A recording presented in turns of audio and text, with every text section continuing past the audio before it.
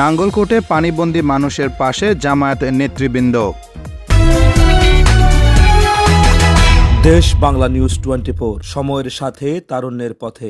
আকস্মিক বন্যায় পানিবন্দী কুমিল্লার নাঙ্গলকোট উপজেলার সাতবাড়িয়া ইউনিয়ন সহ বিভিন্ন ইউনিয়নের দুর্গত মানুষের খোঁজখবর নিতে বুধবার নাঙ্গলকোট উপজেলার বিভিন্ন এলাকা সফর করেন বাংলাদেশ জামায়াতে ইসলামী কেন্দ্রীয় মজলিসে শুরা সদস্য ও কুমিল্লা দক্ষিণ জেলা আমির অ্যাডভোকেট শাহজাহান। খাদ্য সামগ্রী বিতরণকালে অন্যান্যদের মাঝে উপস্থিত ছিলেন জামায়াতে ইসলামী কুমিল্লা দক্ষিণ জেলা অফিস সম্পাদক মিজানুর রহমান, জেলা মজলিসে শুরা সদস্য ও নাঙ্গলকোট উপজেলা আমির মাওলানা জামাল উদ্দিন, সেক্রেটারি মাওলানা নুরুল ইসলাম হাসান, সহকারী সেক্রেটারি মাওলানা ইয়াসিন মজুমদার, পৌরসভা আমির মাওলানা SM Mohiuddin, secretary Harunur Rashid, office সম্পাদক অ্যাডভোকেট আনোয়ার হোসেন, কুমিল্লা সদর দক্ষিণ উপজেলা সেক্রেটারি ওমর ফারুক, বাংলাদেশ শ্রমিক কল্যাণ ফেডারেশন নাঙ্গলকোট উপজেলা সাধারণ সম্পাদক ডাক্তার শাহ আলম চিস্তি, সাতবাড়িয়া ইউনিয়ন জামায়াত সভাপতি ফয়েজ উল্লাহ মুন্না, সেক্রেটারি আব্দুর রাজ্জাক, শিবির নেতা AK আজাদ, শাখাওয়াত হোসেন সহ আরও অনেকে। আপনারা জানেন বাংলাদেশে যে ভয়াবহ বন্যা সৃষ্টি হয়েছে, তার মধ্যে আমাদের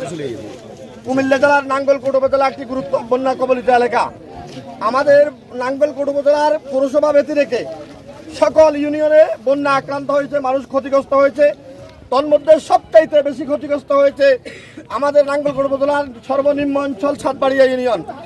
আপনারা ইতিমধ্যে লক্ষ্য করেছেন আমাদের জেলা আমিরের নির্দেশে সাতবাড়িয়াতে জামায়াত ইসলামী ছাত্র শিবিরের নেতাকর্মী যারা রয়েছে, বন্যার শুরু থেকেই উদ্ধার কার্যক্রম থেকে শুরু করি আপনাদের সহযোগিতা নিয়ে এই সাতবাড়িয়াবাসীর পাশে দাঁড়িয়ে ওরা ভূমিকা রাখছে, ভবিষ্যতেও রাখবে।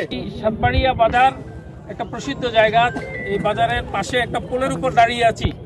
এই পুলটাই শুধু এখনো পানির উপরে আছে, বাজারটাও প্রায় পানির নিচে, এবং এই গ্রামের দুই পাশেই প্রচুর পানি, মানুষ পানিবন্দী। নাঙ্গলকোট উপজেলার প্রায় লক্ষাধিক মানুষ পানিবন্দী অবস্থায় আছে। আমাদের কুমিল্লা দক্ষিণ জেলায় 14 গ্রাম, নাঙ্গলকোট, মনোহরগঞ্জ, লাকসাম, সদর দক্ষিণ, এই বিশাল এরিয়া ব্যাপকভাবে প্লাবিত। মানুষ পানিবন্দী, ফসল ধ্বংস হয়ে গিয়েছে, বাড়িঘর ধসে পড়েছে, বসবাস করতে পারে না। চাষ করা মাছের খামারগুলোর মাছ চলে গিয়েছে, মুরগির খামারে মুরগি মারা গিয়েছে, গরু পালার খাদ্য নাই, গরু কষ্ট পাচ্ছে।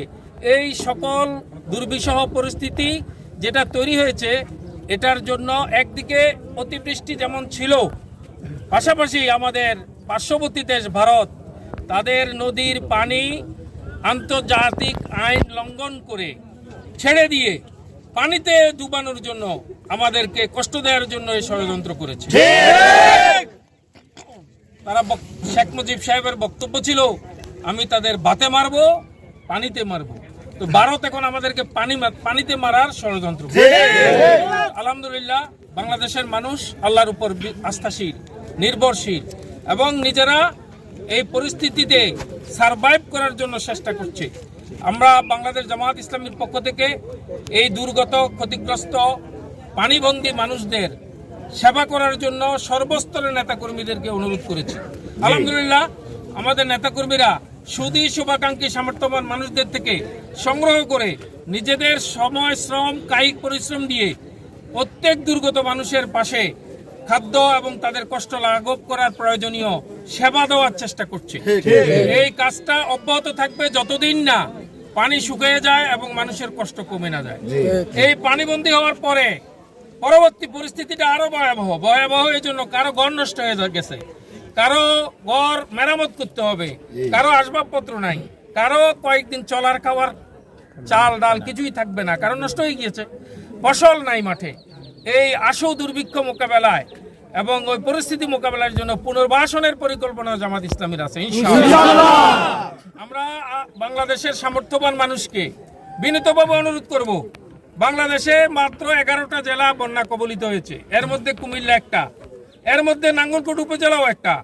যারা নাঙ্গলকোটে বাড়ি, বাংলাদেশের বিভিন্ন জায়গায় সামর্থ্যবান আছেন, তারা উদাহরণে এগিয়ে আসুন। আর যারা বাংলাদেশের বিভিন্ন জায়গায় ভালোভাবে অবস্থান করছেন, আল্লাহ আপনাদেরকে ভালো রেখেছে, শুকরিয়া তান।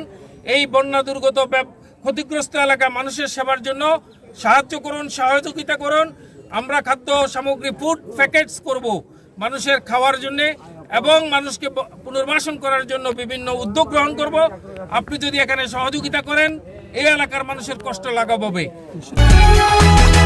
দেশ বাংলা নিউজ 24, সময়ের সাথে তারুণ্যের পথে।